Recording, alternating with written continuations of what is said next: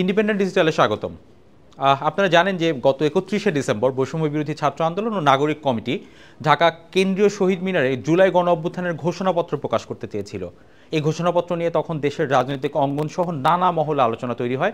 হঠাৎ কেন ঘোষণাপত্রের বিষয়টি সামনে আনা হলো, এর প্রভাব কি হতে পারে, এবং এ নিয়ে বিভিন্ন মহল থেকে আসলে প্রশ্ন ওঠা শুরু করে।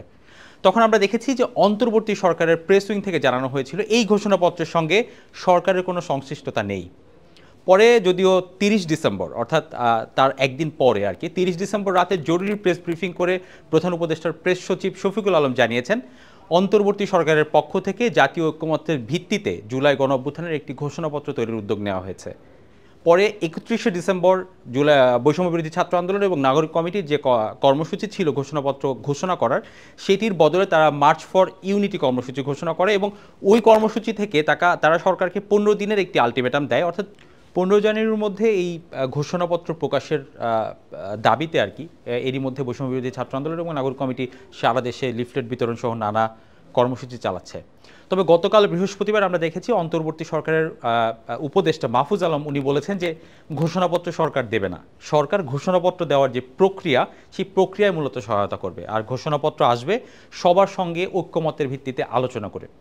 শুরুতে বলা হলো সরকার ঘোষণাপত্রের বিষয়ে কিছু জানে না, পরে বলা হলো সরকার ঘোষণাপত্র দেবে, এখন বলা হচ্ছে সরকার দেবে না, সহায়তা করবে। আসলে সরকার না বৈষম্য বিরোধী ছাত্র আন্দোলনের নেতাকর্মীরা মূলত এই জুলাই অভ্যুত্থানের ঘোষণাপত্রটি প্রকাশ করবে, সেটি নিয়ে মূলত দেখা দিয়েছে জটিলতা।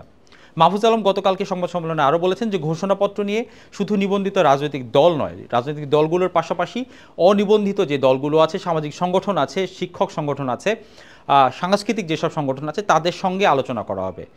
সেখানে তিনি স্পষ্ট করে বলেছেন যে সবার সঙ্গে আসলে অফিসিয়ালি সেভাবে বসে আলোচনা করা হবে না, অনানুষ্ঠানিকভাবে আলোচনা করে এই যে ঘোষণাপত্রটি আছে সেই বিষয়ে সবার মতামত নেওয়া হবে। সেই মতামতটি নিতে মাহফুজ আলমকে সাংবাদিকরা প্রশ্ন করেছিলেন সেই সময় কতদিন লাগতে পারবে, সেটি নিয়ে মাহফুজ আলম তখন বলেছেন যে আলোচনা শুরু এবং শেষ হতে হয়তো আগামী সপ্তাহ লাগতে পারে।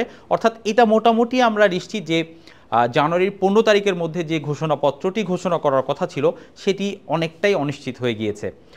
মাহফুজ আলম এই বিষয়ে শিক্ষার্থীদের ধৈর্য ধারণ করতে বলেছেন এবং মাহফুজ আলম দাবি করেছেন যে এই ঘোষণাপত্রটি যদি সবার ঐক্যমত্যের মধ্য দিয়ে হয়, সবার সম্মতিক্রমে হয়, তাহলে এটি বাংলাদেশের জন্য ভালো হবে, সবার জন্য ভালো হবে।